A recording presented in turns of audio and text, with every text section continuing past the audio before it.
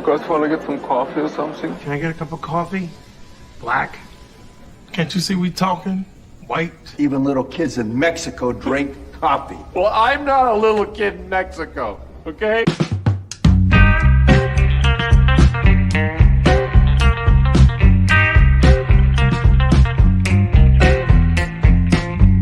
That is the best coffee I've ever tasted. A damn fine cup of coffee. You want a cup of coffee? No coffee.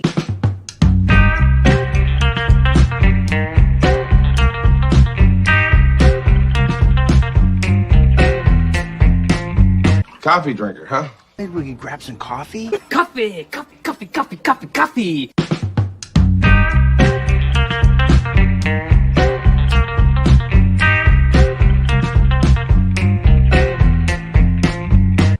God damn, Jimmy. This is some serious gourmet shit. Me and Vincent would have been satisfied with some freeze-dried Taster's Choice, right?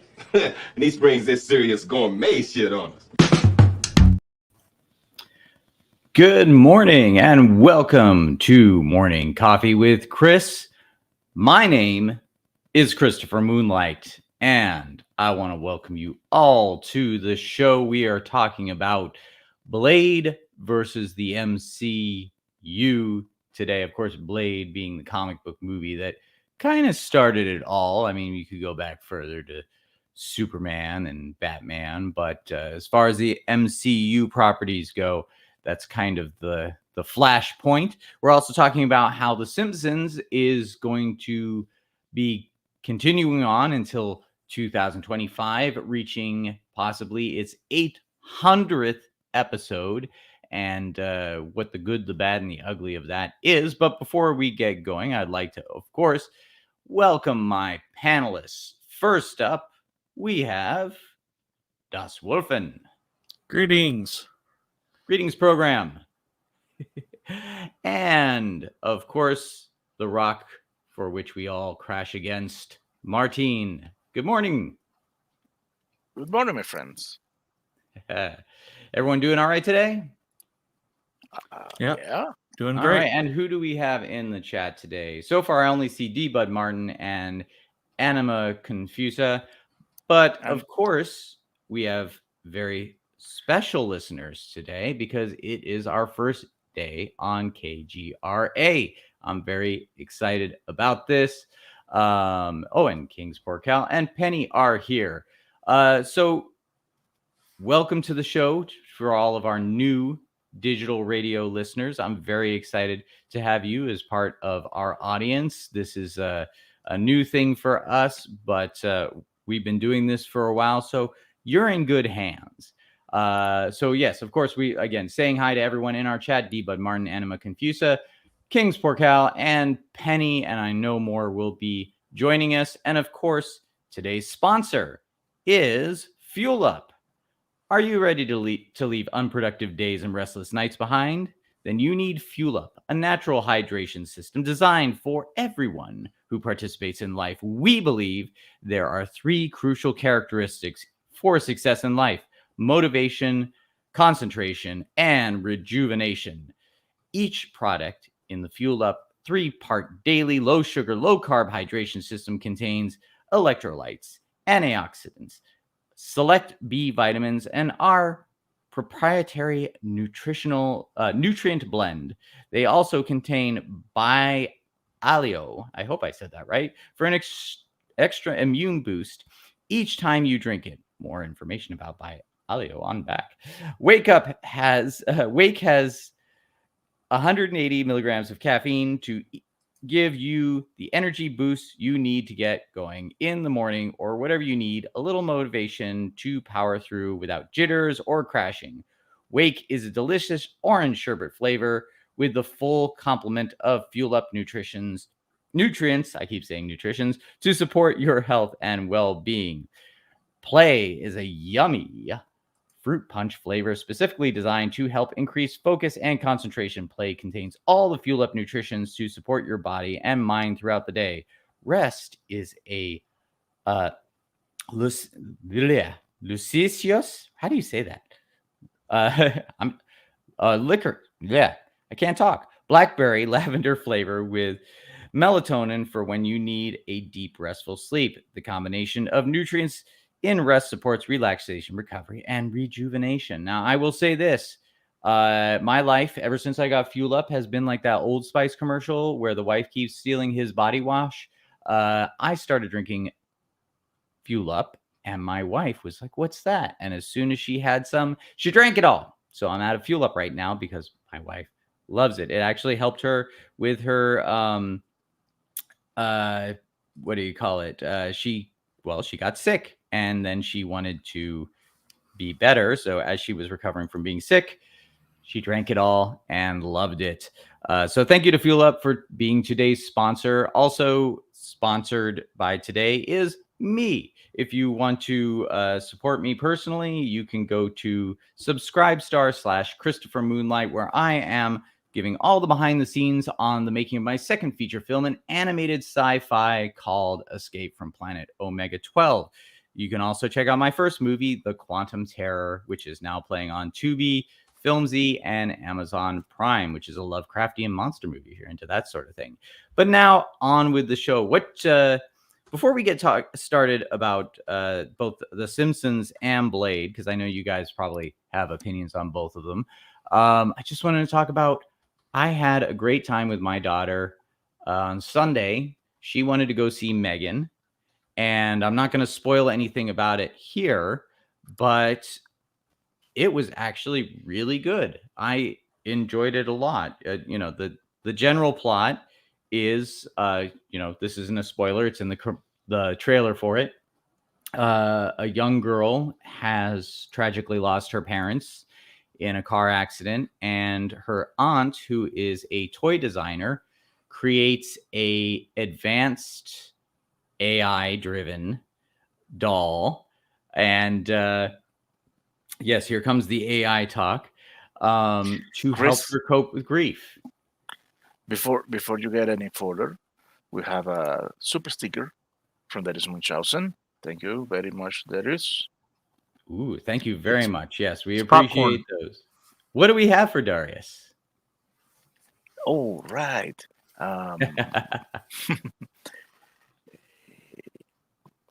This. Stop that! It's silly. Very silly indeed. It is. And we have a personal message from you for you here. Yes, Anima Confusa. Confusa? I don't know. I'll keep getting it wrong because you love it. Everyone loves it. If I got it right, the world would end.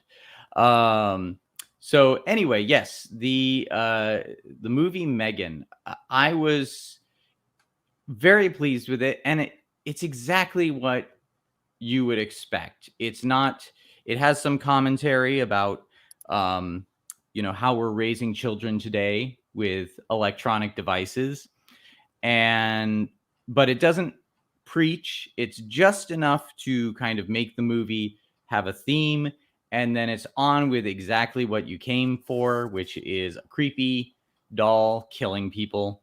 But there's some great stuff in it. They kind of give it a modern Prometheus feel.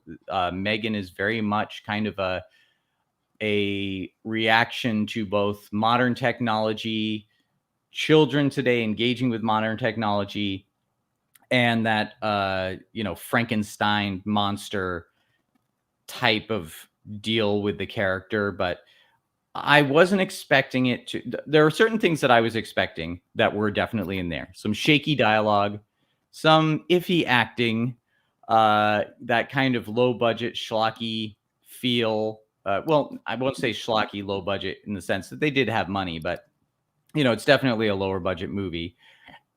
But what I wasn't expecting was for the movie and the characters to have some real heart to it. There were some moments in it that were quite touching, even though it's a movie that makes you afraid of what technology can become. It also shows you a little bit of what technology is also doing for us, and what it can be. So that's pretty much all I'll say with that, except my daughter absolutely loved it. She thought it was funny. It was funny. My daughter, it was funny. My daughter thought it was funny. She chuckled at scenes. I found some scenes very kind of horrifying and also sad and touching. But I left the movie doing something that I don't normally do after I see a movie these days, which is thinking about it. King's Porcal says it was a modern day Chucky film. Yeah, this is going to sound weird. I actually like this a little better than Child's Play. And the idea of Child's Play, I know that they tried to. I never saw it. They tried to do a reboot of Child's Play where it was the same thing. He was he wasn't possessed. He was an AI as well. But now I'm kind of interested to see that. Ex Machina meets Chucky. One thing I think is really cool, actually, and I don't have it pulled up, but Child's Play and Megan are both owned by the same studio. And they both have Twitter accounts, and they've been feuding over Twitter. I can't remember the argument, but there was a moment where Megan said to Chucky, "Okay, boomer," which I just thought was great. That's awesome, man. Yeah, it's pretty good. So I was, like I said, pleasantly surprised by Megan. When I first saw the first previews and the trailers with like the weird dance and the weird eyes, I thought like, this is something weird. I don't know about this, but they really, I think they hit it out of the park with this. And again, it delivers on exactly what it promises. It doesn't get too preachy or pretentious about things. It's just a great setup to have this weird, creepy doll go on a killing spree and have you care about it. So anyway, that's all I got to say about that. Megan is a recommend. So I don't know if either of you were planning on going to see it. Yes, definitely. It was a fun experience. I haven't been to the theater since before the pandemic, I think. I think the last thing I saw in the theaters when I took my daughter to see it was Underwater. Which was also a fun movie. Not a great movie. Oh, I like it. But it was fun kind of sitting and watching some of the coming soon trailers. There was one about was it Woody Harrelson plays a basketball coach teaching some Down syndrome kids how to be a basketball team, and it's a comedy, and that looked pretty funny. For the first time I saw the trailer for Shazam 2, and I gotta say that actually looked really good. I was like, that looks like a superhero movie that I would like to go see. Not too, what is it? Inception horns, everything's gonna be destroyed type of trailer. It was just like focused on the character. So I thought that looked fun. What else did I see a trailer for? I don't know. Did you guys see the Shazam trailer? Yeah. What'd you think? I'm gonna go see it. I haven't seen the first one yet. Oh man, you should. I like that director. I follow him on, I forget his name at the moment, but I follow him on YouTube. He has a YouTube channel where he gives filmmaking tips because he started out as an independent filmmaker. So he did a short film called Lights Out, which he got to make into a movie. And then he got given Annabelle, the second Annabelle, I think it was Annabelle Creation.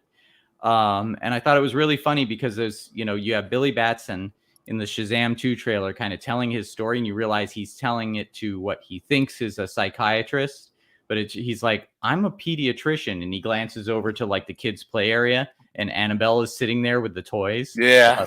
I thought that was pretty cool. So anyway, so speaking of, excuse me, and I'm just getting over a cough, so I might cough every once in a while. So speaking of comic book movies, we have our first item, which is Blade versus the MCU. So can people from KGRA see us, or are they just listening? They can see us. They can see us. Okay, so we've got, here we go. Original Blade star Steven Dorff blasts modern comic book films. They're making a bunch of money, but the movies suck. Was that a vampire pun? Anyway. That's phase 4 for you. Exactly. So it's funny to me because we were kind of in a period where you weren't allowed to talk about how bad things were without getting called some horrible thing, whether it be, alt-righter, white supremacist, homophobe, transphobe, something like that. They would always find a way to turn around your just pointing out that these movies are not good into something that made you the worst person in the world, the scum of humanity. And now people are starting to get a little more vocal, and it's not just people who are quote unquote on the right, whatever that means in this day and age. People are starting to say things, whether it be the star of Shazam, which, I don't want to get us demonetized by YouTube, so I won't say what he said, except hard agree to a tweet regarding something, that people are falling to the ground inexplicably. But anyway, before we go on, we have more people in the chat. Of course, we had Darius Munchausen before with his super sticker. Monkey Jeebus, thank you, come again. Dr. Shadow Dragon and Lord Thoth is also here. Welcome to the show, guys. So, first of all, this article coincidentally came up the day after I rewatched Blade. So, I mean, I'm a huge fan of Blade. I don't know how you guys feel about it. Das Wolfen? Yeah, I loved Blade. I saw it a bunch of times when it came out. And Martin? I expected more from the original movie. I think it was too high. I went in with high expectations, and when they were not met, I was okay. It was a meh movie. Well, I gotta say, I was having a conversation yesterday with a director friend of mine named Chris Young. I'm not talking about the character in the comics, okay? Because I'm talking about the representation of Blade on the movie was good. It was the plot that I didn't like so much. The whole thing with the Magra and blah blah blah blah. Well, I mean, it's for the movie for me. Again, it's one of those movies I feel like it delivered exactly what it promised, and in a fun way. I was talking to Chris Young, who's a director, and he was a big fan he read all the Tomb of Draculas when they were coming out and when Blade came out. And he said to me, when I saw Blade, he's like, I was, instead of having a brown trench coat with a bandolier of stakes and a afro, Wesley Snipes, who was a producer on Blade, updated the character, gave him a fade and some cool glasses and the black trench coat with the body armor and the sword.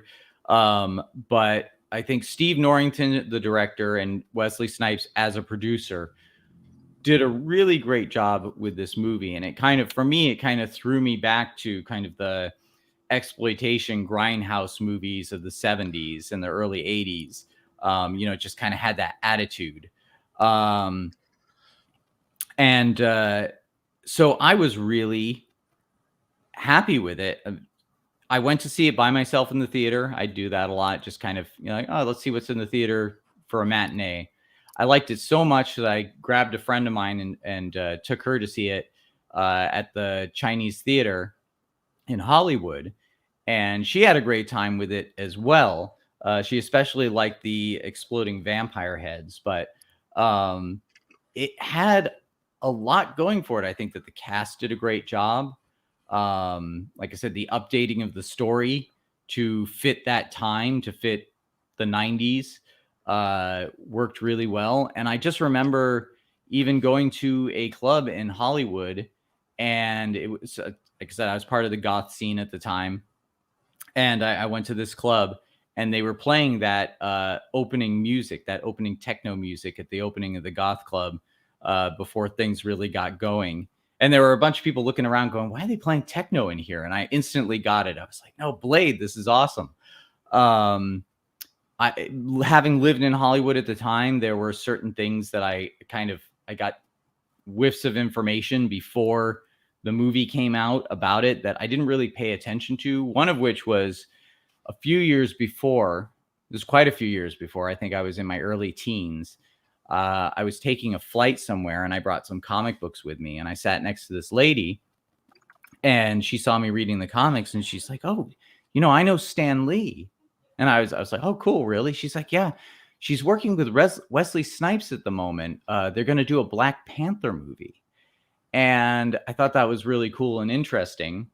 And then Blade came along years later, and I realized probably what happened is for one reason or another, they couldn't do the Black Panther movie. So Blade switched, or Wesley Snipes switched to Blade.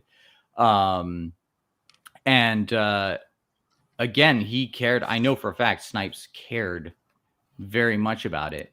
Again, being in the goth scene at the time, I knew of someone who made Vampire Fangs who claims, and I'm not sure if this is true, but claims that Steven Dorff came to him to hang out with him because he wanted to soak up the vampire lifestyle, because there are people that wear vampire fangs that claim that they're real vampires. They're not.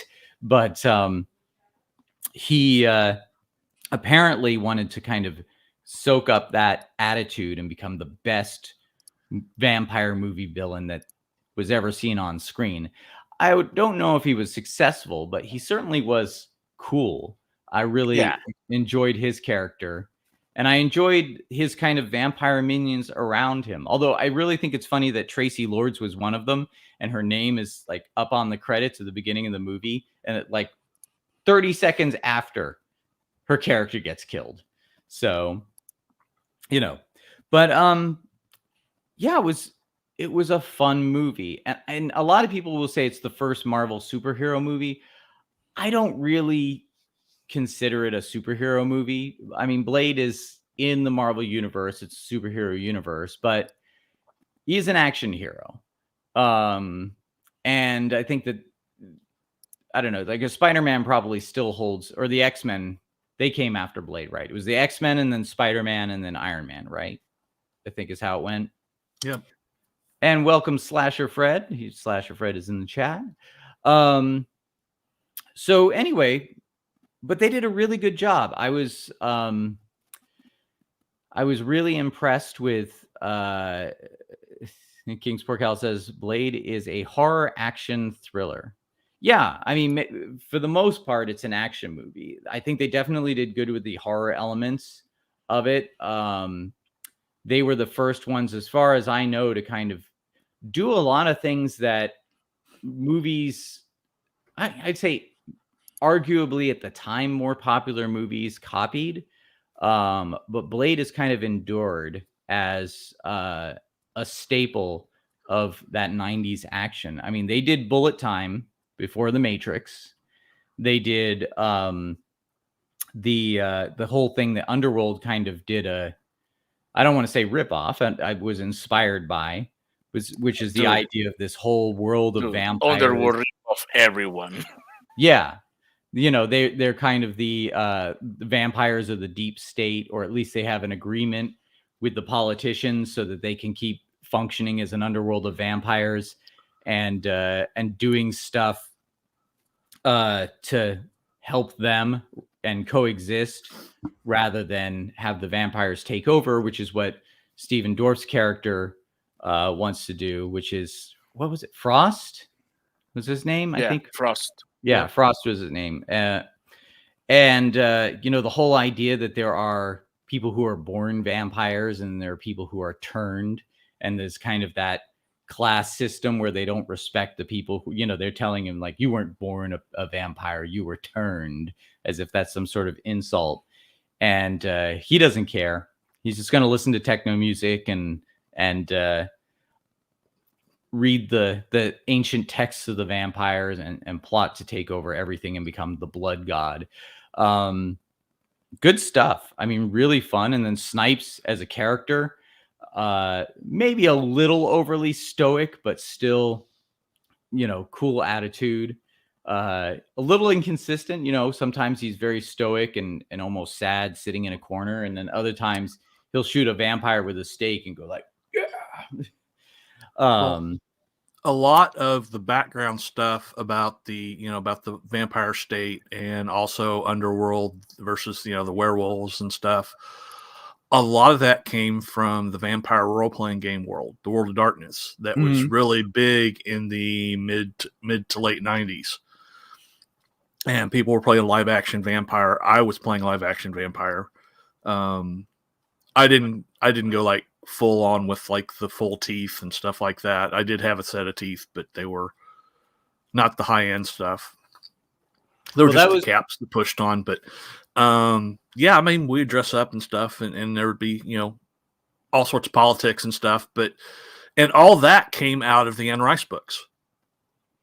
Yeah, I'm a big fan of the Anne Rice books. I would say the Vampire Lestat probably played a big role in how Stephen Dorff played his character, kind of this rock star type of, I mean, he's not a rock star in Blade, but, disregard for the vampire hierarchy, doesn't care if the vampires are exposed. Matter of fact, goes out of his way to expose the vampires, and very confidently. In Lestat, he's like, look, we can come right out and say we're vampires, and everyone will just think we're putting on a show.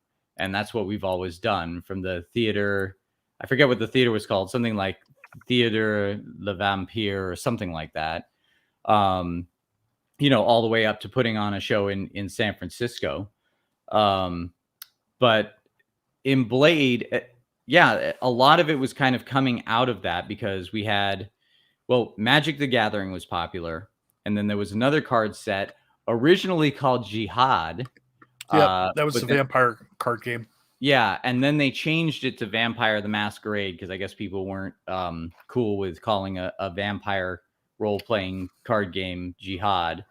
But yeah, they had Vampire the Masquerade, and I remember seeing the different books that were right up there on the shelves with all the D&D stuff when I worked at a comic book store. I did have Nice Fangs made. I've still got them, actually. They've lasted all this time. They're like a retainer bridge that you put them in. I just had them. I never played the role-playing games. I just had them because I was into special effects stuff, and I was always doing like, different, even when I go to clubs and stuff, I go above and beyond. I wouldn't just goth out. I would do like, some, like I do vampire, like bite marks on my neck or different things like that. And before The Crow became mainstream with that movie, which is another movie that I absolutely love, I would do Crow makeup to the clubs, and everyone would think it was cool because nobody knew what it was. Even the goths weren't reading those comics.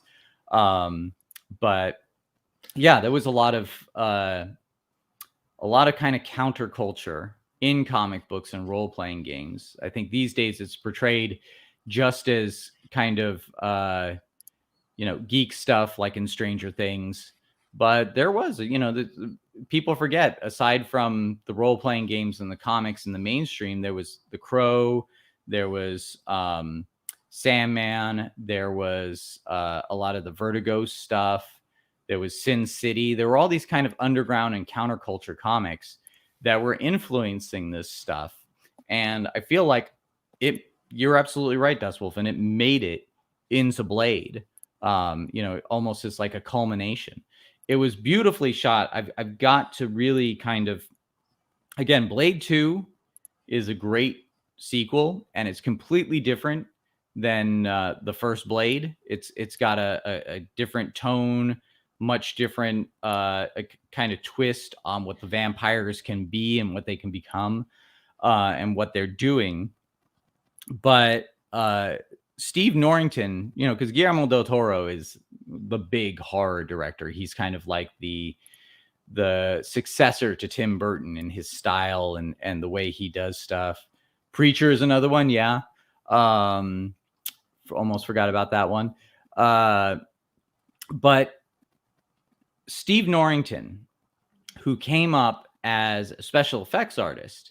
He did work on Aliens. He's the one that actually designed and built the newer chest burster for Aliens. He wanted to kind of do a step up from what they did in the original Alien, and he figured out how to create kind of a spinal cable rig to have the alien move around more and move its jaws and have little arms that it could use to rip out of the chest of the actress.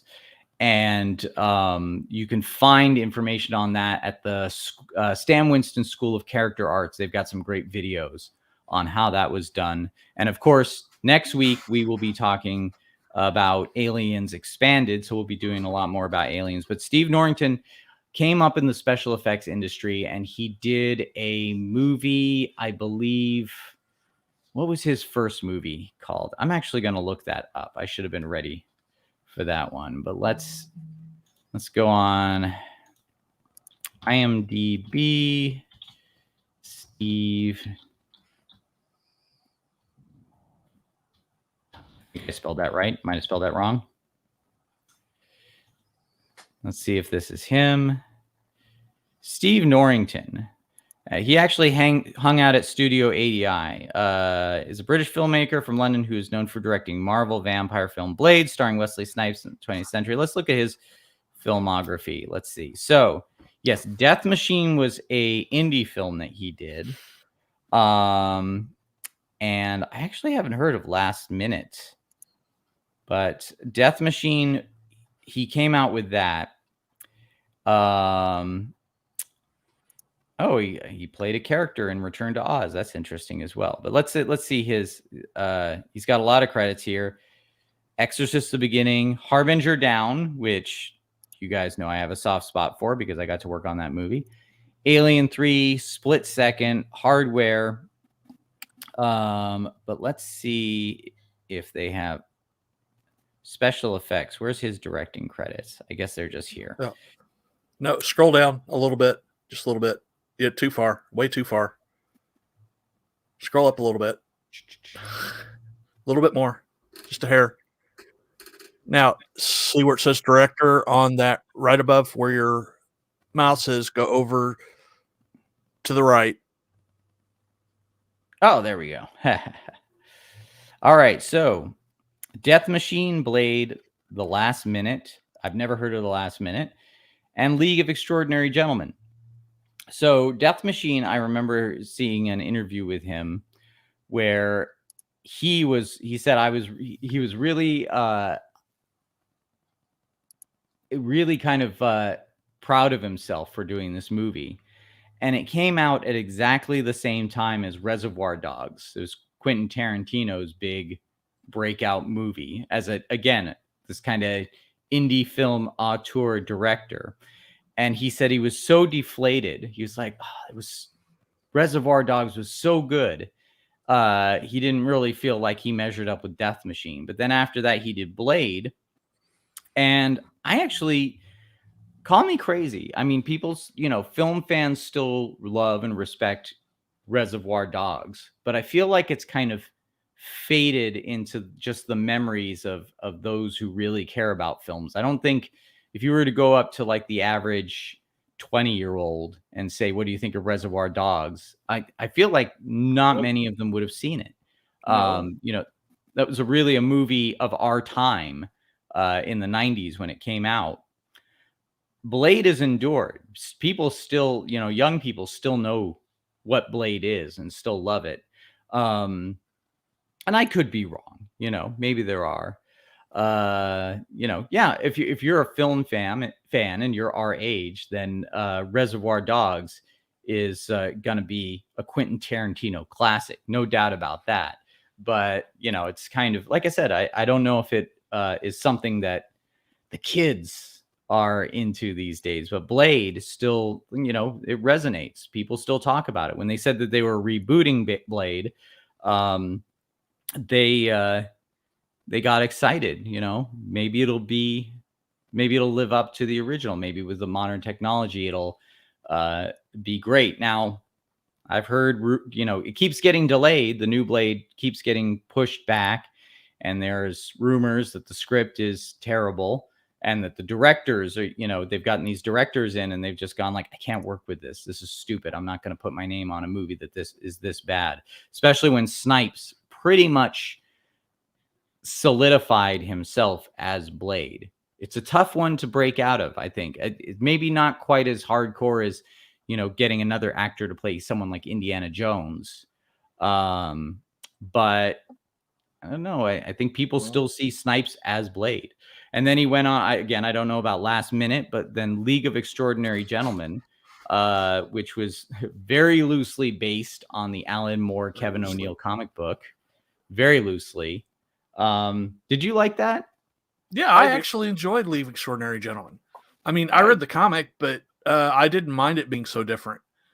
I didn't either. I thought it was a lot of fun. I thought Steve Norrington did a great job. Notoriously got into a fist fight with Sean Connery on the set because Sean Connery was so difficult. Yeah. But did you like it, Martin? Oh yeah, I love that movie, man. I'll tell you, Nemo's car is beautiful. That again, having someone like Steve Norrington direct a movie like that,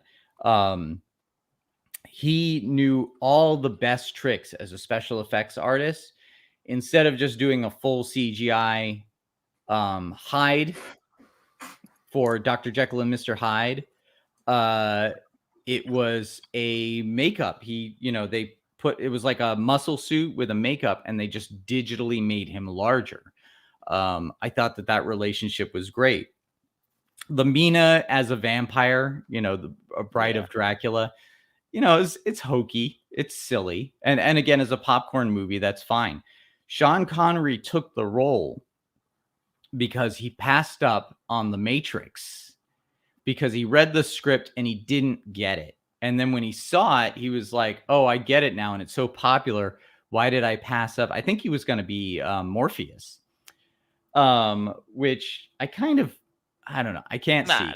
That wouldn't have worked. Yeah. I mean, they were considering Schwarzenegger as Neo as well. So could you imagine like Sean Connery as Morpheus with a stunt double for all his stuff and Arnold Schwarzenegger like flying through the air on wires going, no,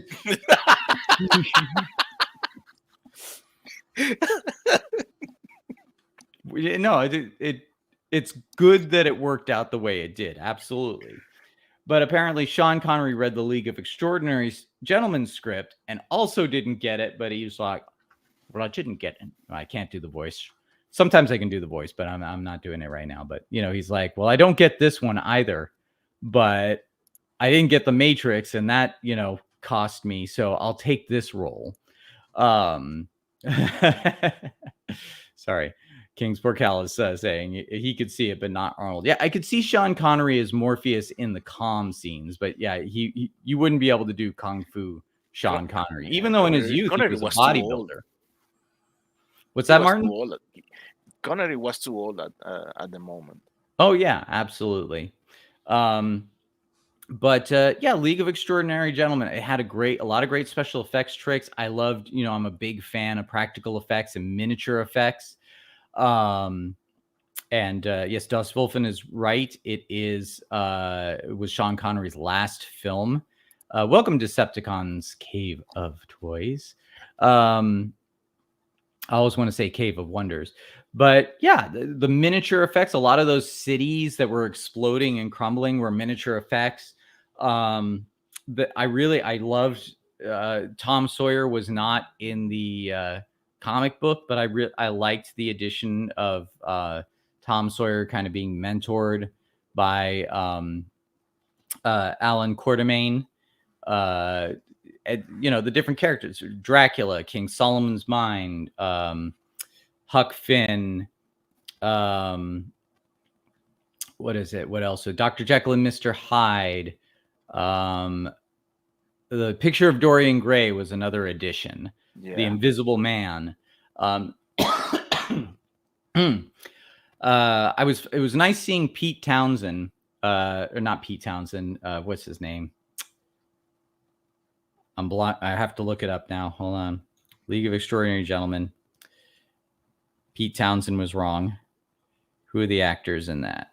Let's see. Stuart Townsend. There you go. Stuart Townsend, who is in the Anne Rice adaptation of, I shouldn't say the Anne Rice adaptation. The adaptation of Anne Rice's Queen of the Damned, which was really nothing to do with the Queen of the Damned or the Vampire Lestat. But I thought Stuart Townsend actually did make a good Vampire Lestat. That's a fun movie too, but completely wrong. You can't watch it or if you watch it going, I'm going to get the books. You're going to get someone who heard somebody else talking about the books and wanted to pretend they had read the books interpretation of what Queen of the Damned might be after they were in a debilitating car accident, and then wrote the script. Kingsport Cal says, it's gone. Can we bring that back? All from the mind of Alan Moore, who refused to watch the film or any other adaptation of his works. I don't blame him, but at the same time, it's like Alan Moore is one of those people that you want to say to him, well, what do you expect? He always, it seems to me, and this is just my opinion, that Alan Moore is one of these people who wants it all. He wants to change his arrangements on the fly. Like with his contract with the Watchmen, he feels like he was ripped off. And it's like, well, no, you weren't. You signed a contract, you made a deal, and the conditions of that deal didn't work out to how you hoped, but you still signed that contract. And he keeps doing this. He keeps signing over stuff to Hollywood. And now he's decided he doesn't want to do that anymore, and that's fine. And he doesn't have to watch the movies. But I don't think all the interpretations of his work are as bad as he says they are. But let's see. We got, Farnsworth is also in the chat. And I think we also said hello to Decepticons Caves of Comics and Toys. But let's get back to it. So, Blade. Let's read a little bit of this because we're talking about Blade versus the MCU. And again, going back to this headline, original Blade star Stephen Dorff blasts modern comic book films. They're making a bunch of money, but the movies suck. So I'll read a little bit of this article from Bounding Into Comics. In the opinion of the original Blade star Stephen Dorff, despite the odd exceptions, modern comic book movies are just uninteresting, but they are are not just uninteresting, but are outright garbage. Dorff, who many remember for his role as the villainous Deacon Frost in the original cinematic adaptation of Marvel's Blade, offered his criticism of a modern Hollywood cape machine during a recent interview with Daily Beast, centered around his upcoming sci-fi horror film Divinity. Oh, so he's got a film to plug, so he's got to say some things to get some controversy and attention around there. Yep. Making its premiere this year, Stevens Sundance Film Festival, Divinity presents a world wherein scientist Sterling Pierce, these names they come up with, they're always like these really kind of strapping sounding names, has successfully managed to manufacture a drug, the titular Divinity, which bestows its users with a sort of pseudo immortality. I'll take it. Right now I'm using Fuel Up, which is the closest thing you will get to pseudo immortality. Disgusted with how a majority of the world is now chokingly addicted to Divinity, two brothers. Oh, we're still talking about the movie. I thought he was talking, going back to what he thought about the Marvel movies. Abduct Sterling's son, Jackson Dorff, who has now inherited his father's pharmaceutical empire in an attempt to free the world from the drug's grasp. So it's kind of like vampire stuff again, except it's not vampires. So following Dorff was asked, I'm skipping a little bit, by the outlets Nick Shager. I'm always terrible at pronouncing names.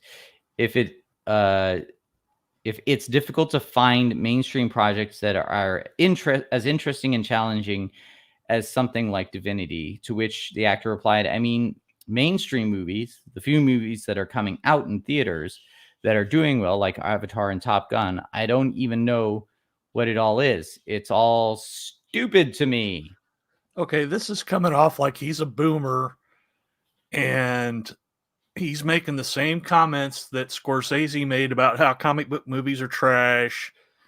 I'm sorry, I just can't take him seriously after that. Saying, "Oh, I don't get it." You don't get what? Top Gun was pure nostalgia fool, and Avatar No, was. I think in that he doesn't get it. That how is that for Best Picture? Let's go back and look. Let's see. Let's say mainstreams are coming out in theaters and are doing well, like Avatar and Top Gun. I don't even what it's all about. Yeah, he doesn't mention Best Picture. Yeah. It says it's all stupid to him. I'm like, I'm on the fence here because, you know, you can blanket look at most of these movies, and someone like Scorsese is, you know, I mean, I hate to say it, but it's absolutely right. A lot of them are just, oh yeah, a lot of them are. they're like factory made films, but to blanket say that they're all bad, I mean, again, you can go in and you can see something like Top Gun. You know, I wouldn't lump Top Gun in with, say, Shang-Chi, you know, something like that. But if you just see Shang-Chi and you're going to say to yourself, yeah, this is terrible. I mean, I watched, you know, we did an episode on it, Guillermo del Toro's Cabinet of Curiosities. And the more I think about it, the more awful and just trash it is. And then I think about, you know, the Rise of Skywalker, and that movie is so unintelligible. And there's so many movies and shows like this. It's just so unintelligible. And you just watch it and you go, how are these people, how do they even have jobs making this stuff? How did they get millions of dollars in the green light to produce these things?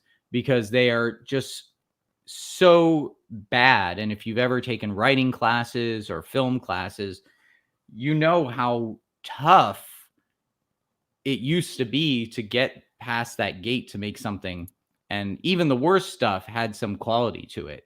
So I understand where he's coming from. You know, I don't want to blow him off completely as being a boomer, but I do agree with you in terms of like the blanket statements, like lumping in Top Gun. Obviously, people enjoyed Top Gun. As I was saying, I just enjoyed Megan.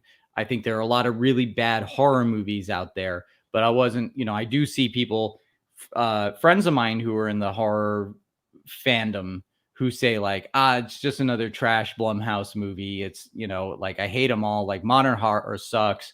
And again, there's some stuff that I thought this is going to be terrible. You know, I love the Evil Dead reboot. I thought they did a great job with it. It was completely different. You know, there are gems out there, but unfortunately they have to contend with being lumped in with the just insurmountable amount of garbage movies that are out there. And I kind of can't blame the audience, because if you're, you know, working a normal job and you don't have time to watch all these movies, you know, you've got responsibilities, that sort of thing. You want to pick and choose. It's, you know, how do you wade through it? So I don't blame him for saying this. But let's see what else he had to say. I think film festivals are, in a way, kind of silly, with the exception of it brings filmmakers and people together and gets the audience to see your movie, and you can launch it and sell it there, Dorf opined. But in general, most of the movies are selling to streamers anyway, so it's not really about cinema.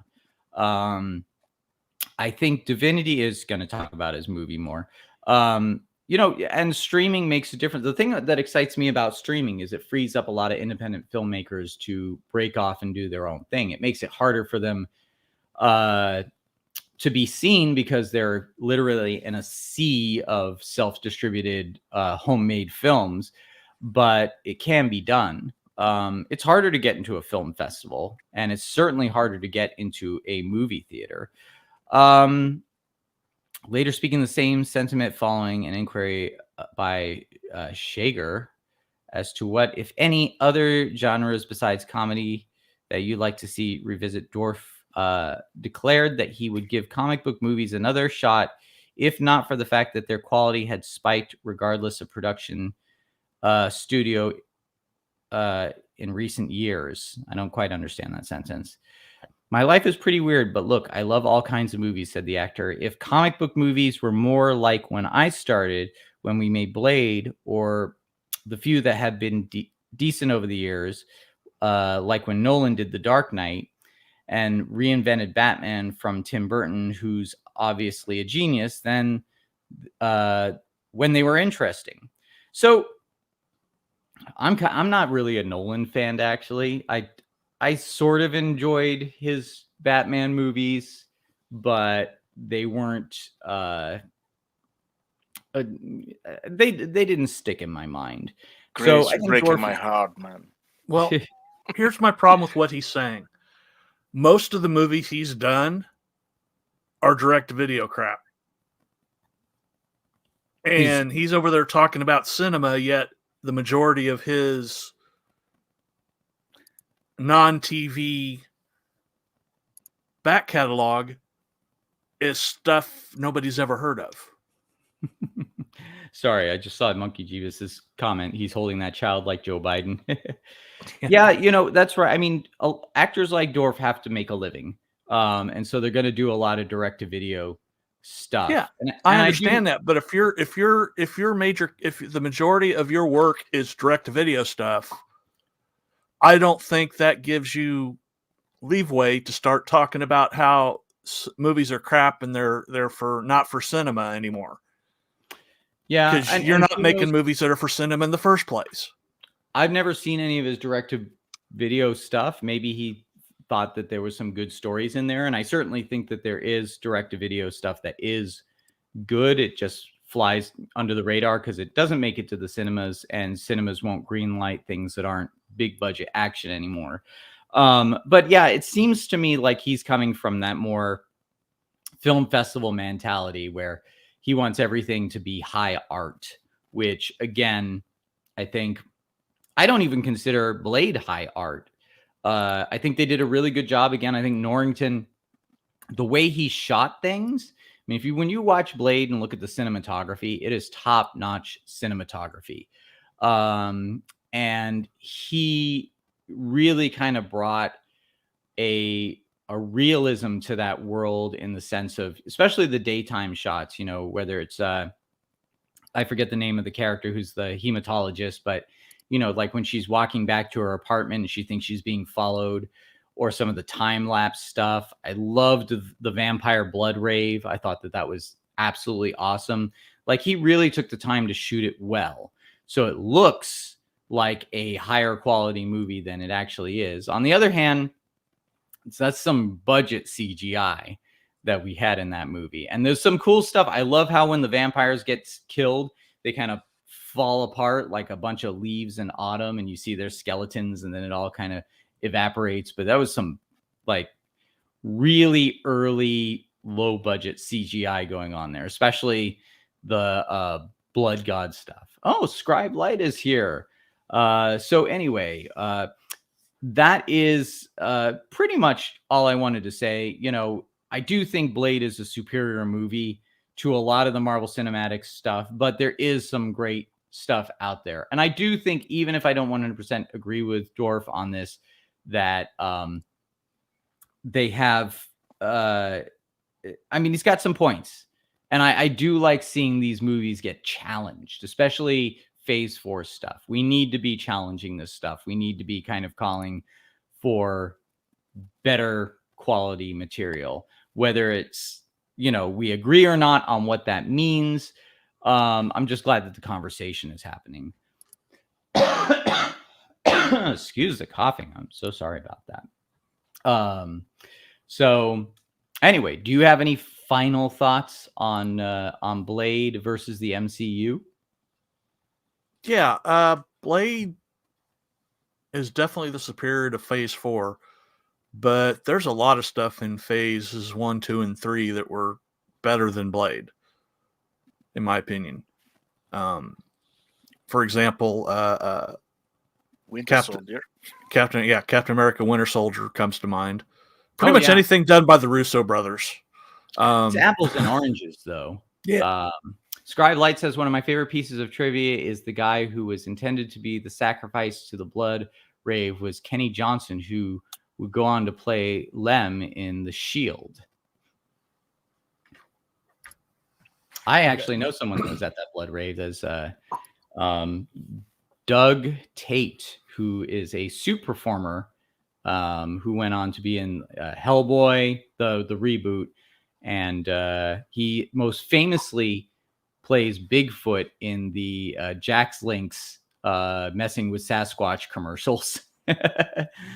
So, well, if you want to go with Blade versus the MCU or its offshoots, you can have always Blade versus Morbius. I do think going with Megan, I do think Megan and Wednesday need to have a dance off.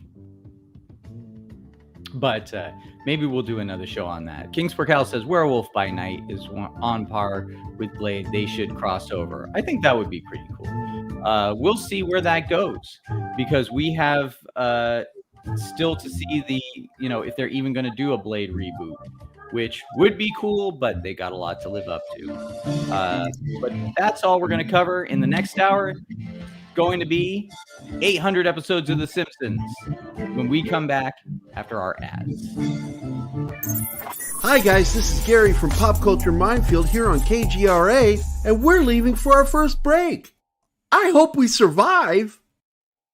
A birthday without her mom, an anniversary without her husband, her wedding day without her dad. These are the days when military families feel it most of all. The loss of their soldier, their sailor, their airman, their Marine, their Coast Guardsman. Families never forget their loved ones lost to war or illness or suicide. Families never forget, and neither do we. We are TAPS, the Tragedy Assistance Program for Survivors. We provide resources, support, and comfort to heal the hearts and meet the needs of grieving military families, all at no cost to them. Your generosity can make an enormous difference in the lives of the families of our fallen military heroes. Our military families need to know they are not alone and they are not forgotten. Show them your support at taps.org.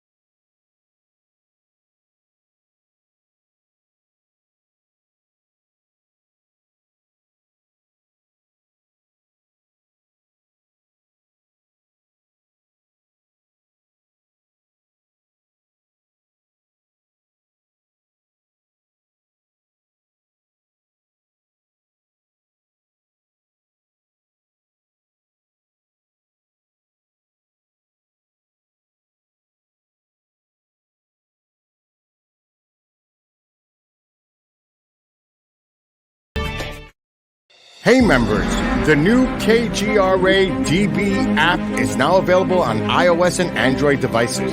Gain on-demand access to any KGRA DB programming. Download any show directly to your mobile device to listen or watch on the go. Go to the App Store and search KGRA DB. Oh wow, we survived. Welcome back from the commercial break. Now for some more Pop Culture Minefield on KGRA. Oh, we're back. Hey guys, sorry, I was just lifting some weights. It's for the ladies in the chat. All right, break's over. We're talking about The Simpsons being renewed through 2025. It will pass the 800th episode mark. Dust Wolfen, did you need 800 episodes of The Simpsons? I didn't even need 400 episodes of The Simpsons. The Simpsons. I stopped watching Simpsons like 15 years ago. That's about right. I tried Futurama. That didn't do it for me, and I figured it was pretty much over. And there have been a couple of times where I have actually said to myself, when I hear some news about The Simpsons, it's still on? How is that possible? Martin, did you were you a Simpsons kid when they came out? Well, when they came out, I wasn't a kid. I was 18 already. But yeah, as that Wolfen said, I haven't watched them. I think in my case for more than 15 years. They got boring. And I would like to disagree with you about Futurama. I loved Futurama. Yeah, Futurama is awesome. It's for, I mean, there was some funny stuff in there. It just wasn't my cup of tea, as they would say. It wasn't my drink of fuel up. But I really, for me, I was in junior high, I think, when The Simpsons came out. And it was really, at my age, it was really a remarkable thing to see. Because we really, at the time, only had sitcom families that were kind of, they would have an issue to deal with every week, but they were ultimately wholesome. They were usually upper middle class. I was what I guess you call lower middle class, which means, my family lived in a house, but we were often struggling. I also often had to listen to my parents fighting. I had to deal with bullies. It wasn't a terrible childhood, but it was kind of rife with all these things that I just didn't see in the sitcom families. They always seem like, as a little kid, I would watch them and go, is this what other families are like? Is it different strokes? Is it family ties? Is it, any number? I mean, like, obviously I know that, what was that one where the girl was a robot? I knew that there were no robots in the family. Small Wonder, that was what it was. That even if something kind of funny like Alf, who was a little bit irreverent, but for the most part, it was still a very wholesome family, and the jokes were very safe. And then The Simpsons came along and showed me, and it's funny because my dad hated The Simpsons at first. He was like, "Oh, what an awful family."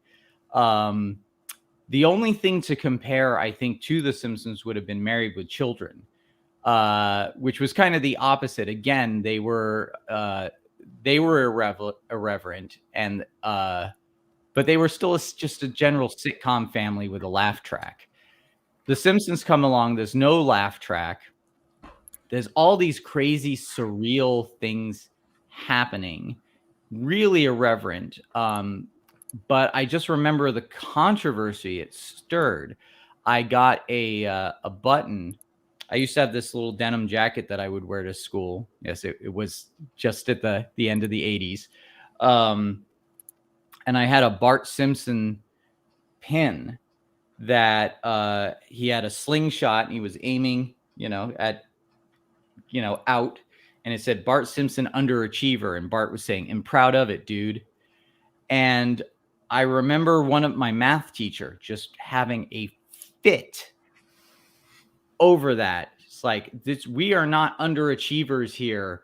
We are, and it's just like, that was kind of when I started to realize that, there is, like we were talking about with Stephen Dorff, there are people who are just out of touch with what's going on. They don't understand. They just see the surface of something and assume, oh, it's promoting this awful family.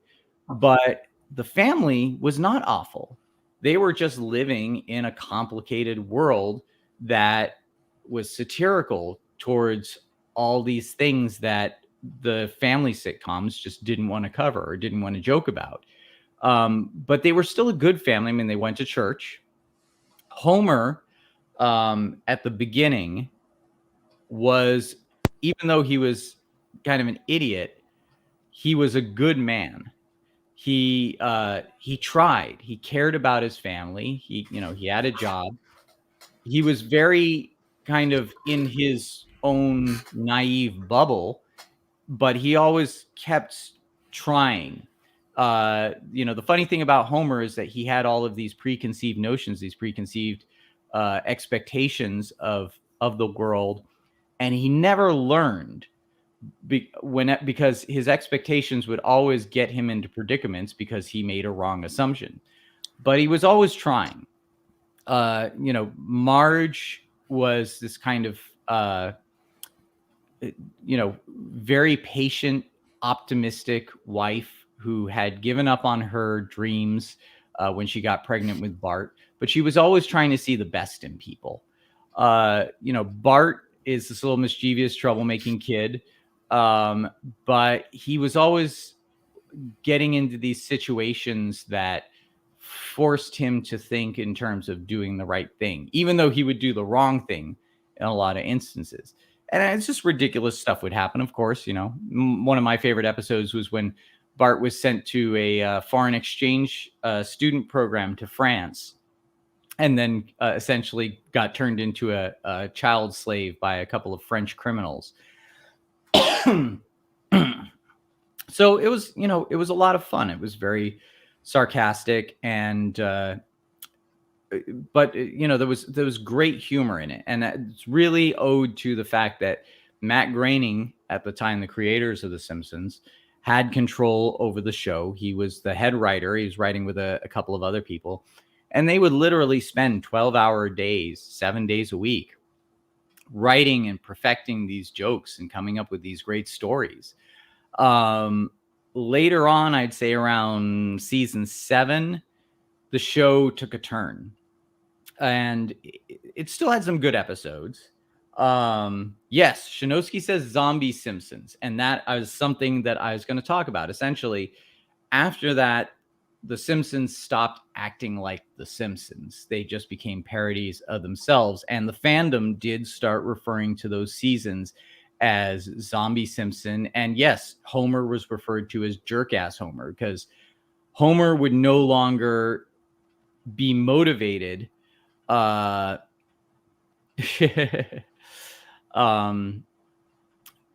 I don't know about that, so I won't cover that aspect of it. Sorry, looking at the comments. But yeah, the Simpsons stopped being motivated by their character. And that was the great thing about The Simpsons. You could always rely on the characters driving the plot through who they were.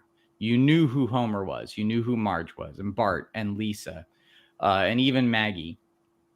And, these kind of biting, sarcastic characters that they would interact with in their town also drove the stories and the humor. Like Moe was this really cynical, unhappy, and dangerous bartender.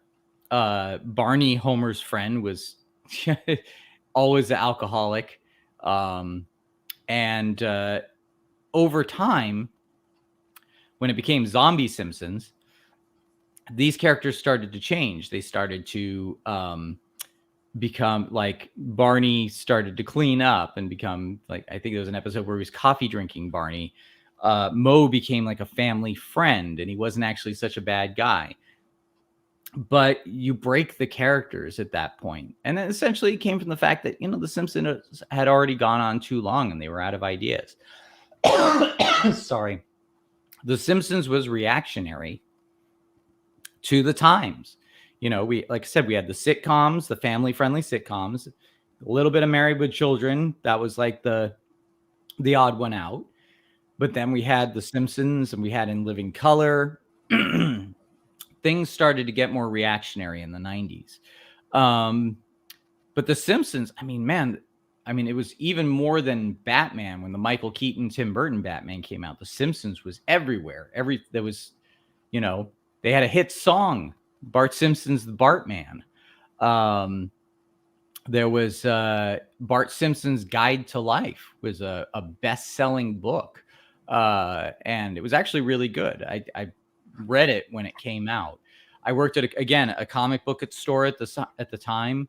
We had the folks from Bongo Comics, which was Matt Groening's comic book line, where he released for years Simpsons comic books. Bill Morrison was at the head of that. They came to the comic book store that I worked at and did signings, drew pictures for the kids. It was a huge event. They published every October Simpsons Treehouse of Horror anthology, which people like Chuck Dixon and Batten Lash, and I think Mike Barron also wrote for it. They got all these different guest writers and artists to come in and do things in their own style. The Simpsons, yes, and Monkey Jeebus, you were right. Roswell, Little Green Man also came from Bongo Comics. It was short-lived, but it was very good.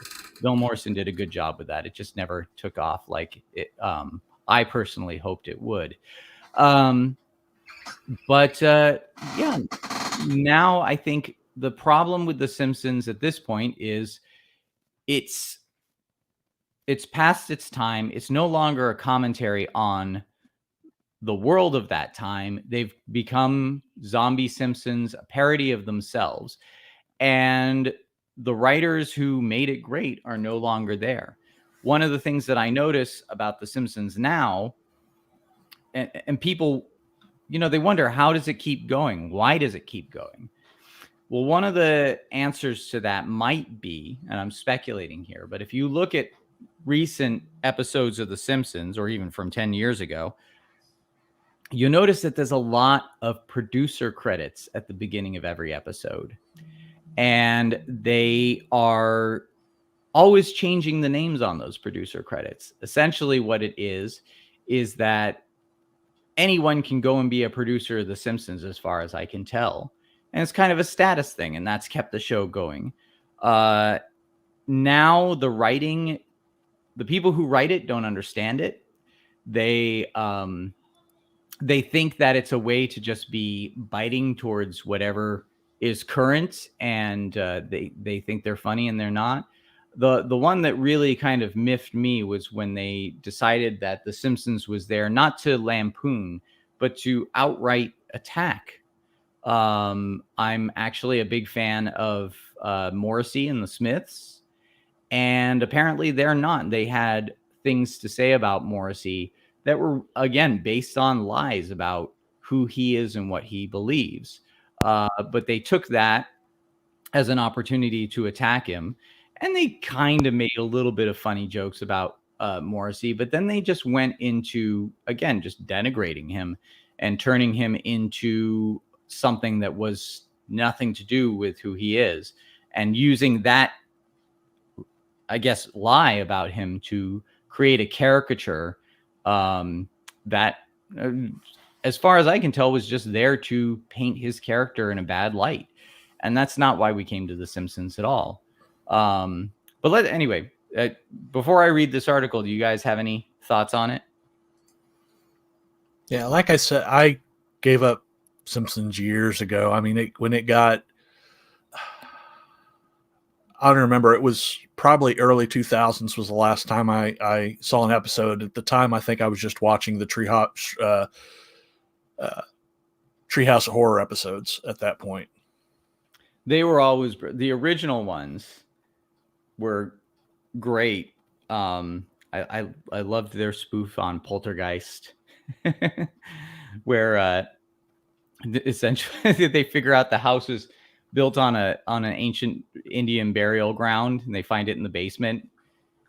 And Marge's answer is like, Homer, call the real estate agent and ask him if you told them, or if he told us. I'm usually better at doing my Marge Simpson impersonation, but my voice is a little hoarse. Martin, you said you were 18, you said, when The Simpsons came out? Well, when they came out, when they got to Venezuela, I was 18 already. And did they I'm hit, talking about 90 or 91, something like that. did they hit big in Venezuela like they did here in the United States? What? Did they hit big in Venezuela like they Oh did in the yeah, United yeah. States? What year did The Simpsons come out? I don't remember. Well, they originally started on the Tracy Ullman show, which was in Yeah. the 80s. And they looked a lot different. They sounded different then too. They were much more like Matt Groening was like hand animating it himself, as far as I could tell. And they were just little fun bits in between her skits. And I do believe the first episode, let's look it up. Monkey Jeebus says 89. That sounds about right. Yeah, that does. All right, we're going to take his word for it because that's what I think it is. But let's read this article. So The Simpsons renewed through 2025 will pass 800 episode mark. The long-running animated comedy has been renewed by Fox for 2 more seasons, as have Family Guy and Bob's Burger. Fox, nope, The Simpsons isn't going anywhere except into season 35 and 36. Fox announced on Thursday that it has renewed the forever-running, record-breaking, oft-quoted animated comedy for 2 more seasons. The upcoming season 34 finale will serve as the 750th episode. And factoring in a handful of additional installments already in reserve, The Simpsons will pass the jaw-dropping 800 episode milestone with this extension. The network has picked up The Simpsons in 2 season intervals since the renewal for season 27 and 28, while experiencing a rating decline like most veteran network shows over the years. The Simpsons continue to perform strongly in the 18 to 49-year-old demo, and the series is not just the longest running comedy or longest running animated show, it's the longest running primetime scripted series in TV history. The show claimed that title, previously held by Gunsmoke, with its 637th episode in 2018, and now will extend its record 800 episodes. Not even The Simpsons could have predicted this, executive producer Matt Selman tells Entertainment Weekly. The renewal, which runs through the 2024-2025 TV series, allows Fox to retain the cornerstone of its Sunday animated block for now. Disney's 2019 acquisition of 21st Century Fox includes 20th Television, the studio that produces The Simpsons, and the company is focused on growing its streamer Disney Plus, where the vast and valuable Simpsons library now resides. The current season's episode stream on Disney-owned Hulu. And it goes on to talk about, he launched it in 87, and then, the series became a weekly series in 89. 35 Emmy Awards, The Simpsons, which has grossed $530 million worldwide, and it talks about the voice cast and that sort of thing. Now, this might be just retaining control over it. Maybe Disney, the Fox has their television studio, but maybe Disney gets to do stuff with it if the series ends. To me, The Simpsons proves that everything has an immortal soul. I did enjoy the Simpsons movie, and that was the original writers coming back to kind of reclaim and redo The Simpsons. And I thought that was a brilliant move. And they even kind of attacked the show.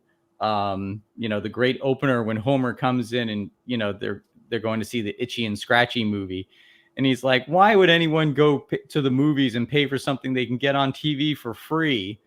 And then he turns around and points to the audience and goes, you're all suckers, or something like that. Yeah, I remember that. I'm feeling oh shit, what am I doing? Shots fired across multiple bows at the same time. And do we acknowledge Zach's in the chat? Welcome, Zach. So sorry if I missed you before. That was a fun movie. Really kind of brought back the humor, the well-paced, well-timed humor of The Simpsons. And again, there was another video I watched as by Super Eye Patch Wolf, and he mentioned something that I thought was really poignant, which was the laugh track thing. Back in the days of the family-friendly sitcoms, you know, at first laugh tracks started off as, you know, stuff like I Love Lucy or Cheers, where it was actually a live audience. And then they just taped laugh tracks as a cue telling you when to laugh. And when The Simpsons came out, it didn't have the laugh track, obviously, because it's animated, even though shows like Scooby-Doo and the Flintstones, and I think even the Jetsons would have laugh tracks, which is really weird for a cartoon. But The Simpsons humor didn't rely on the laugh track telling you when it was supposed to be something funny. And this was really exhibited in the fact that if you go and look at, people will post sitcoms and take out the laugh track. And with the laugh track out, you realize just how kind of cringe-inducing and weird some sitcom jokes are. Especially they did one for The Big Bang Theory, where it's just like Friends. What's that? And Friends, The Big Bang Theory and Friends. Yeah, they take out the laugh track, and you realize just how unfunny those jokes are, and even sometimes like just stressing. Like, this is actually how these people talk to each other. It really kind of showed that. And with the Simpsons, suddenly there was a timing to all the jokes, and it was like joke upon joke, one after the other. Like, all these funny things were happening. There was a great one that I remember, which was one of the early episodes when Bart and Milhouse pooled their money together to buy Radioactive Man #1. And it was all about the conflict of, like, you know, they both wanted to own it, but they had shares in it, and they're doing things like to turn the pages, they're putting tweezers in a flame to sterilize it and all this sort of thing. And when they fight over it, there's a whole bit, like a gag, where in their fight in the treehouse, the copy of the book flies out of the door into the rain, lands in a muddy puddle. Then the dog jumps on it, grabs it, tears it apart, shakes it around, and then runs off, leaving it all to pieces in the mud. And then lightning strikes it. Like, all the worst things that could happen to this covetous Radioactive Man #1. And me describing it, it's not that funny, but at the time it was hilarious. And a lot of their jokes were like that. It's just not one gag would happen and then you'd like wait for the laugh or something like that. It was just like gag after gag, each one elevating the joke until you were in hysterics, and they didn't give you time to breathe. It was really genius. But the audience, even after the show started to decline, their love of the show still endured. And in the age of the internet, they started to take The Simpsons into their own hands. And it wasn't just with fan art. It was with different adaptations and memifications and all this sort of thing. And I do want to talk about that. But before we do, I did see some stuff come up in the chat. Do we have things to talk about in the chat? So Slasher Fred, in the episode Bart's dog gets a F, I love the POV shot of Santa's little helper. Yeah, you know, again, a brilliant gag. You know, Homer, I believe that's the first episode, the Christmas episode. Homer is supposed to use his Christmas bonus to get gifts for the kids, but he decides he can get better gifts for the kids if he wins the dog race at the Greyhound racing track. And he's told by his friends, bet on this dog. This is the dog that's going to win. We have inside information. But Homer, again, his character, his preconceived ideas and his bubble of naivete, he hears the name Santa's little helper and he's like, how can I go wrong with a dog like that? So he bets on that dog and he loses his Christmas bonus and he can't get any presents. And he's distraught. Again, this is Homer's character. He does care about his family. He's not jerk-ass Homer later on, who just does things like a sociopath for impulsive, selfish reasons that don't make any sense. Here, his motivation.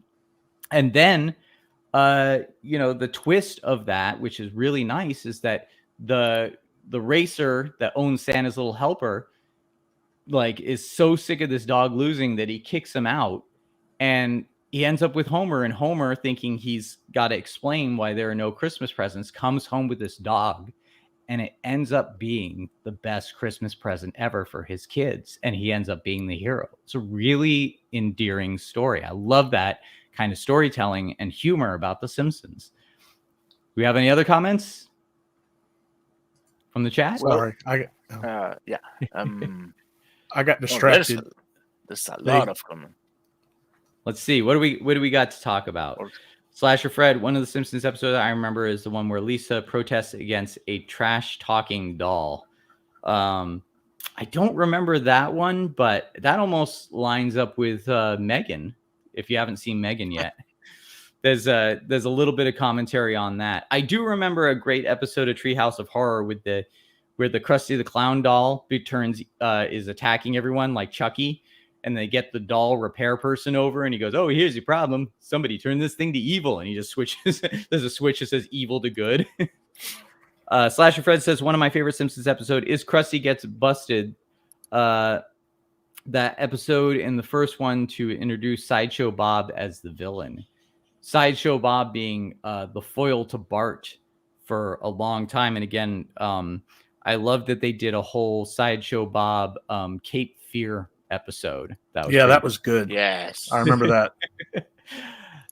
Slasher Fred, he's got all the comments. Okay, the episode Like Father, Like Clown, where Bart and Lisa reunite with Krusty with his estranged father, is sort of a spoof on the classic silent film The Jazz Singer. I don't remember that one, but yeah, that's a great thing about The Simpsons is they were lampooning stuff, but they always found the story in it. It wasn't just a gag. They followed it through, and again, this is a great thing. The characters always motivated the plot. If they were doing something, it made sense why they were doing it.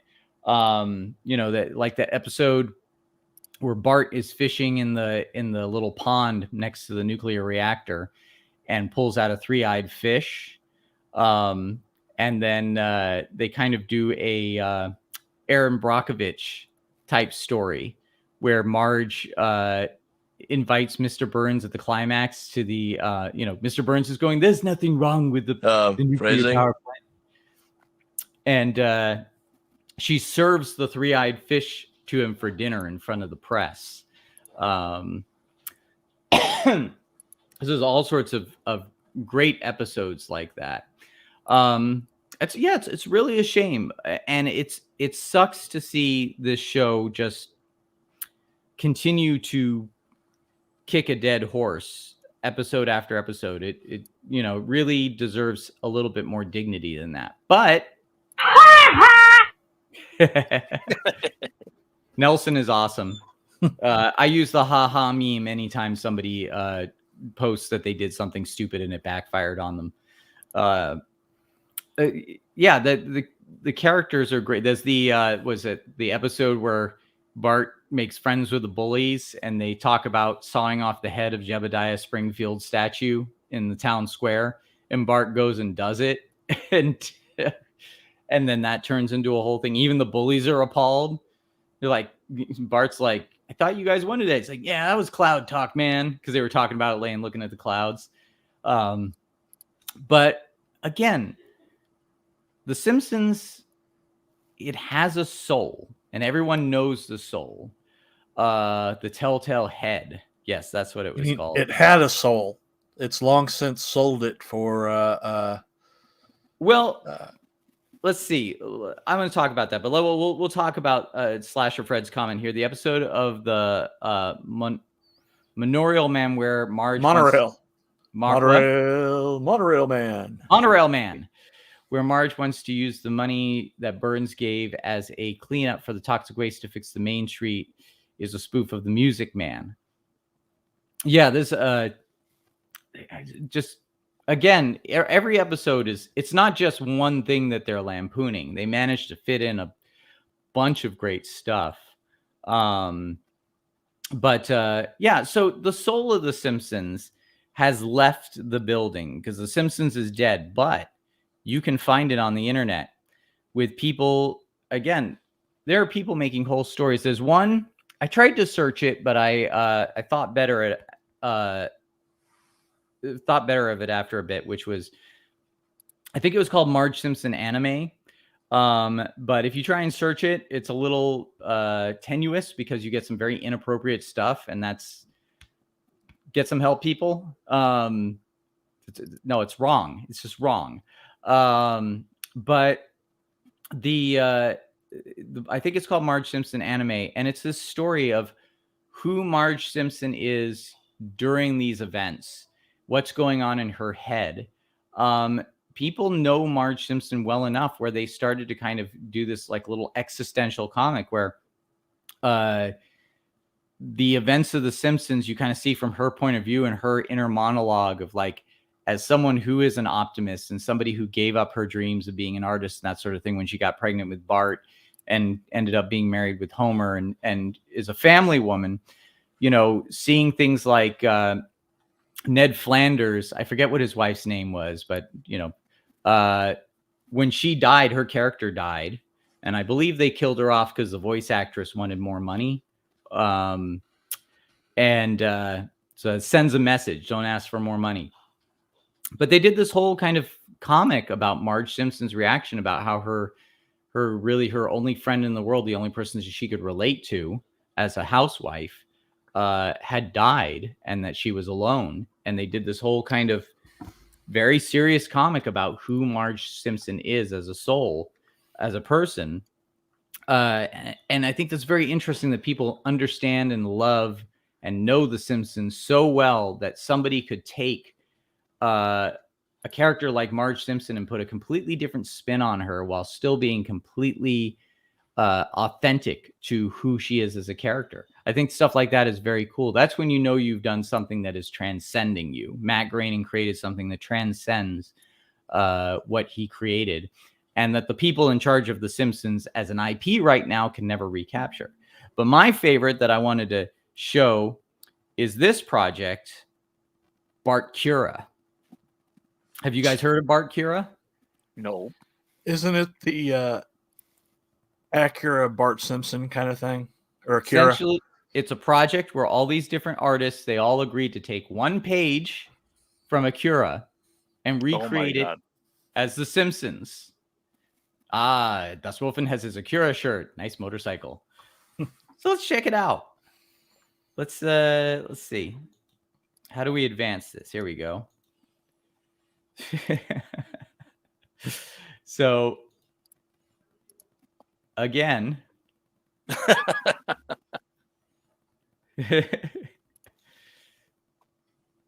you can go online and find Bart Cura. It is the entire Akira manga, and they haven't changed anything except every artist took a page and Simpsonized it. Sorry. This is excuse me, the Bart Simpson as Kaneda is just insane.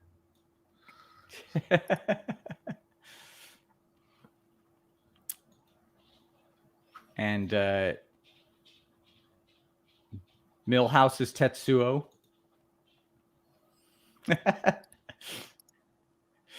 I mean, okay, so if you're only listening and not watching, they've essentially found Simpsons characters for every Akira character, and they've, you know, different artists in their own style. They've nailed the aesthetic.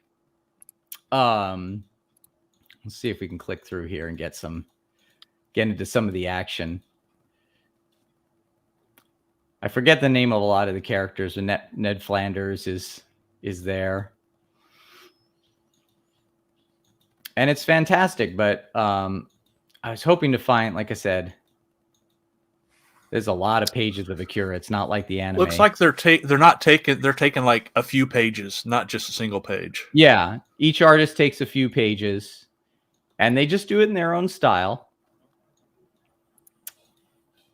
You can see that they're, you know, a bit different. Some are a little more anime.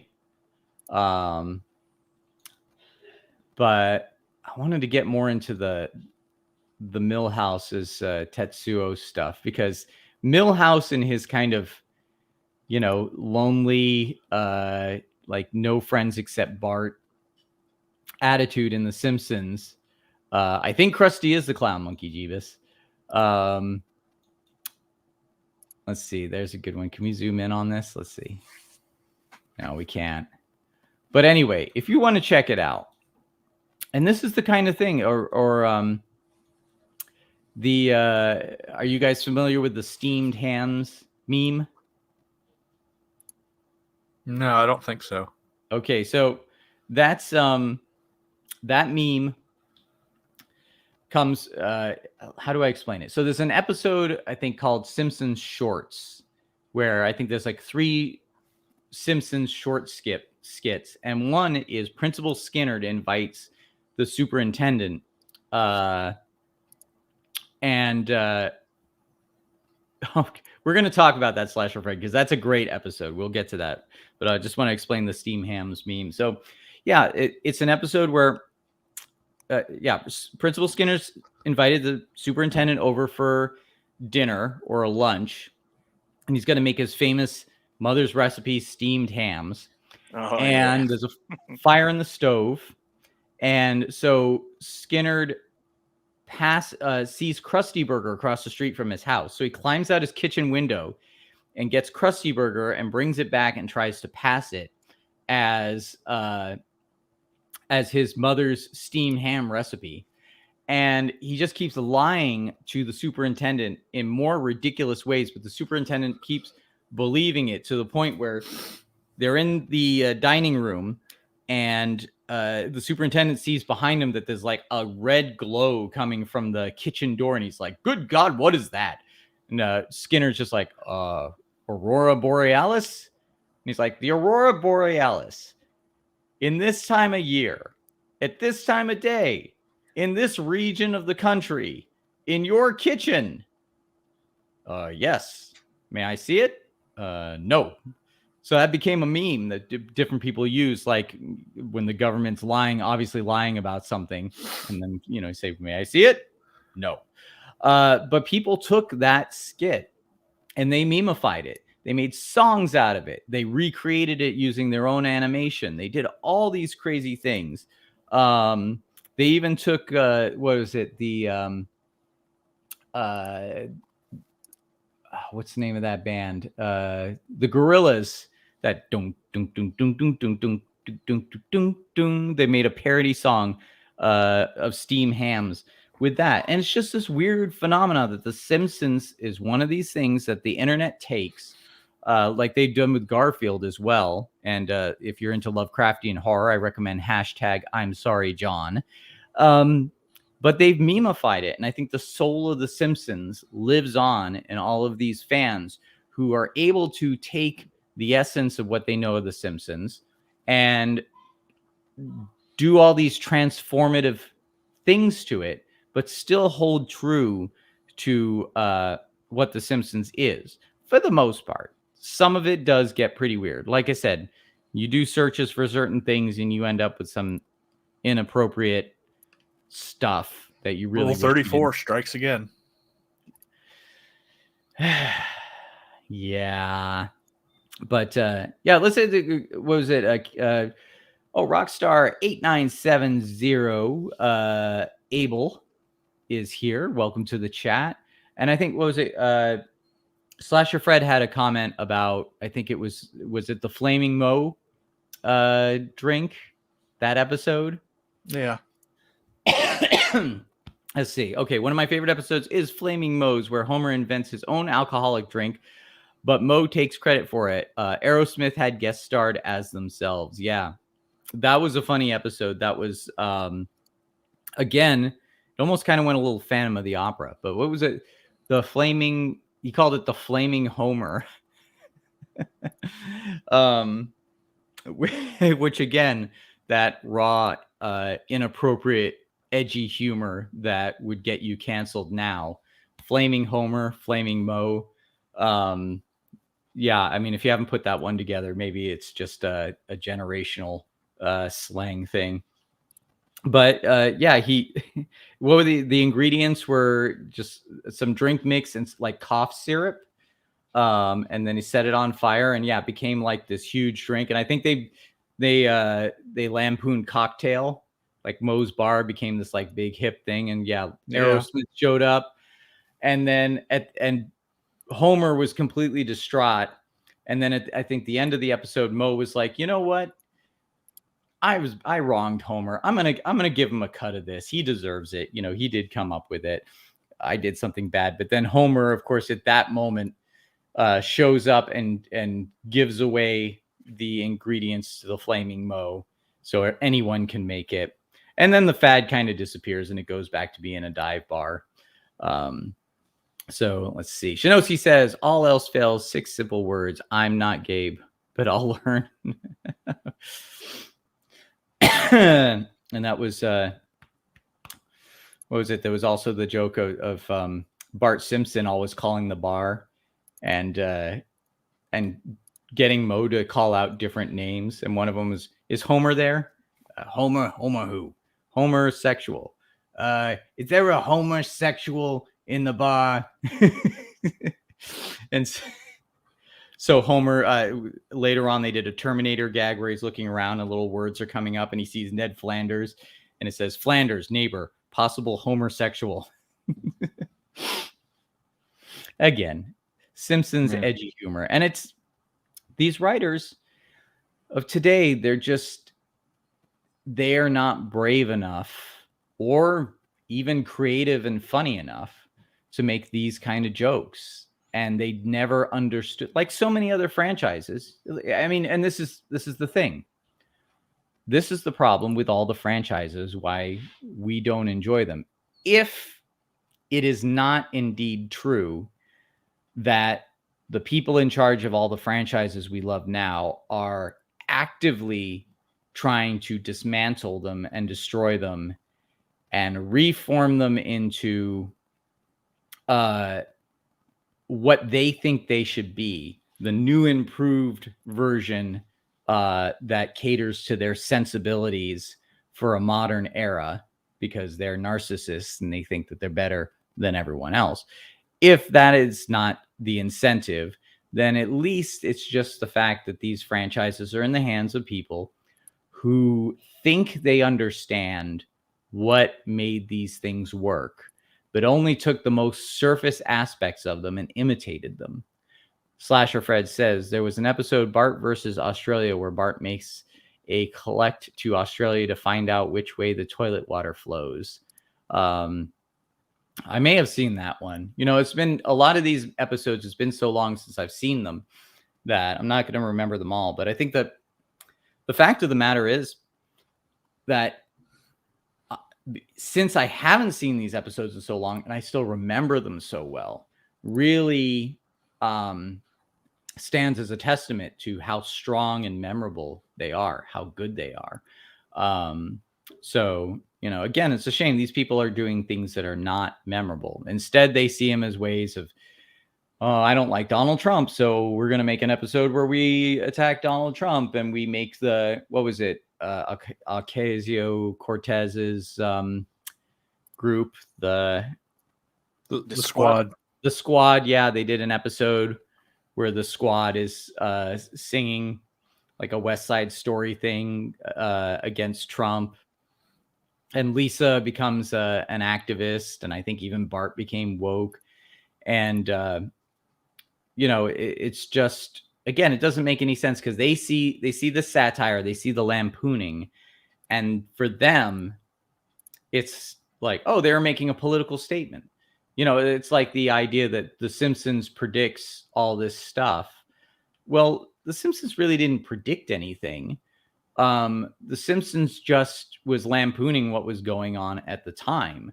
You know, the idea that they predicted Trump would run for president. It's like, well, Trump had been saying he was going to run for president for decades. You know, he's been talking about it for ages. So it's easy to lampoon that. It's easy to have an episode where there's a cabal of reporters and government people talking about what's the next panic they're going to do The next where they have someone injecting I think it was like the CNN reporter or something like that with some virus to see how they'd react. And then they came up with the cat flu, where they're putting their cats in Ziploc bags and carrying them around with tongs. That may seem like a prediction of what's going on current year. But the fact of the matter is that there have always been people who thought stuff like that. And, even Lenny Bruce back in the day, he had a gag in the 60s where they were talking about coming up with the next panic. It's a new flu. What is it? We'll call it this. Well, where'd it come from? That's the general bit. It's going around. Lenny Bruce was doing that. What did Slasher Fred say in that last comment? I missed that one too. One classic episode I remember is A Stark Raving Dad, where Homer is committed to a mental asylum for wearing pink, and he meets an inmate who believes he is Michael Jackson, voiced by Michael Jackson, by the way, I will say. Yeah, that was a brilliant one. Excuse me. One of the Simpsons character who's the two aliens, Kang and Kodos. Yeah, Kodos, which they had some great Treehouse of Horror episodes with as well. I did some pieces, my own, I guess, meme style pieces, Aliens versus the Simpsons, and I had Kang as the space jockey, which I thought was rather brilliant. They did also a great Treehouse of Horror that was a spoof on, I think, an Outer Limits episode where it was the book To Serve Man. Yeah.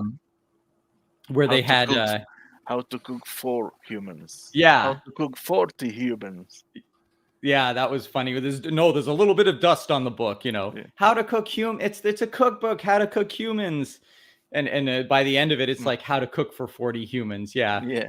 And it's like, if you're, and Kang the Conqueror is like, in a chef's hat and all upset. And it's like, if your goal was to make Kang the Conqueror cry, mission accomplished. And they fly off all disappointed in The Simpsons. And Marge, Lisa, sometimes you really are too smart for your own good. Yeah, thanks a lot, Lisa. You notice all these episodes are 2005 or before. Yeah, that we're discussing. That long it may ago. indicative of something. I even think, geez, yeah, I think even before 2005.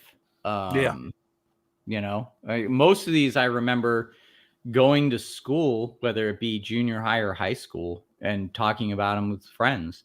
And that's the other aspect of it too. I mean, we're a more segmented society. A lot more people work from home. We don't have as much water cooler talk, but it used to be. When I was in high school, I remember we'd talk about The Simpsons, what was on The Simpsons that, we'd recite the jokes we liked, or some of Saturday Night Live. Although I think people look at Saturday Night Live reruns with rose-tinted glasses. There were some really awful skits and episodes in Saturday Night Live even back then. But there was a lot more. And I guess that just comes from the fact that, there was no internet back then. If you wanted to watch something on TV, everyone was pretty much watching the same thing on the same night. There was no on demand or anything like that. But yeah, we thought it was great. We had fun talking about it. It wasn't all we talked about, but there were jokes and gags worth talking about. And we still remember them to this day, and they become memes now. I mean, of course, the most famous one is the Homer Simpson receding back into the bush, which I don't remember when that was from. I remember seeing that gag and thinking, what's supposed to be happening there? It was just kind of, I think that one became a meme just because of how weird it is. But it certainly, I don't know, that one didn't strike me as a funny gag. But there was, what is it? The worst ever, not the comic book guy one, but the one where Bart's like, this is the worst day of my life. And Homer says the worst day so far. That's from the movie. Yes, that's right. The movie was really funny. Another gag I really love from the movie is Lisa Simpson, she's mad at Homer for screwing up so bad. And she's like, Mom, I'm just so angry, but they're being chased after by the mob. So Marge's just like, I know, honey, but you're a woman. You can hold on to that anger for as long as you want. All right. Slasher Fred had another good one. What was it? He's participating a lot today. There was an episode where Homer learns that his mom has been alive all along. Yeah, I remember that. And also there was an episode where he learned he had a brother, and it was voiced by Danny DeVito. Oh, yes. Yeah, that's the car episode where he gets to make his own car, and it's like, and he ruined his brother. Yeah, that's right. And that's another great thing about The Simpsons is The Simpsons, when it first came out, there were a few celebrity voices where they played themselves. There was Leonard Nimoy playing himself in an episode, but a lot of times the voices were there weren't celebrity appearances, and that's kind of where I think The Simpsons really went from being a counterculture series to essentially being the mainstream, because Danny DeVito would voice his brother. Michael Jackson would come in and play someone who's crazy and thinks he's Michael Jackson. Like, they did all these neat things with the celebrity appearances. And then it just started to become, we're hanging out with the Smashing Pumpkins this episode, or, whatever the celebrity was came as a celebrity. And then it was like this whole who's who of like who the Simpsons know, who they're hanging out with this week that's famous. Slasher Fred, that might be coming in late. But there was one good episode, Homer's Enemy, that was a later episode where essentially it was like this guy who thought he was doing everything right, had the right degree, had the right chops, but yet Homer kept, through just dumb luck, having a more fulfilling life than he did. And it just drove him crazy. But there was, the scene where, he's in Homer's house and he's looking at all the framed photos, and Homer's like, this is the time I hung out with the Smashing Pumpkins. This is the time I hung out with, Green Day or whatever.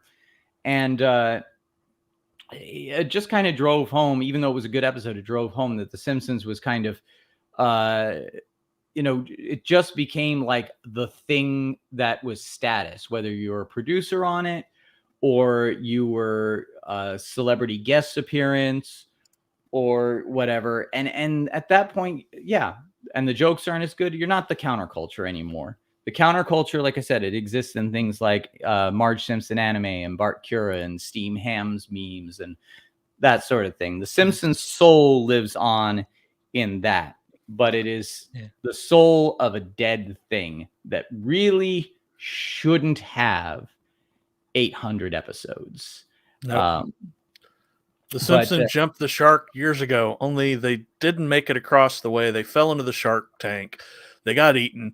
And what has come out now is what comes out of the shark. Yeah. Well, it's like they got eaten, then the shark fell out of the tank and into a blender, and the blender got struck by lightning, and then the remains of the blender fell into the nuclear reactor, and there was an explosion. That's how I feel the Simpsons gag would go. But anyway, we are heading towards the end of our show. So let's say thank you again to our sponsor, Fuel Up. Also to KGRA. I hope this was a nice first episode for them. Second episode. As far as morning coffee goes. Because I was absent last. I was not here. Tom. No, this morning or yesterday was the first episode of my first episode. It's my first episode. Oh, your first episode, yeah. About me. It's about me, Dustwolf. Oh, okay. Well, it's always about you, isn't it? It is about me. It's about me and KGRA and Fuel Up and the people in the chat, and then you, okay? All right, so let's say thank you to the people in the chat. We have D-Bud Martin, Anima Confusa, Kings Porcal, Penny, Shanowski, Be Right Back. Oh, no, just kidding. This. Let's see, Darius Munchausen, Monkey Jeebus, thank you, come again, Dr. Shadow Dragon, Lord Thoth, Slasher Fred, who had a lot of great comments today. Thank you for contributing so much to the show, Slash Fred. Decepticons Cave of Comics and Toys and Wonders. Not really Wonders. I put that part in. Farnsworth, Scribe Light, who is my neighbor on the moon. The HOA is serious. Cut your moon grass. Zax, Rockstar 8970, Abel, and anyone else who did not enter the chat. I want to say thank you for listening. And that's pretty much it. So if we are done, do we need to like stretch time? Do I need to lift some weights some more and talk about how Fuel Up has improved my workout? Or do we just go from here? Yep.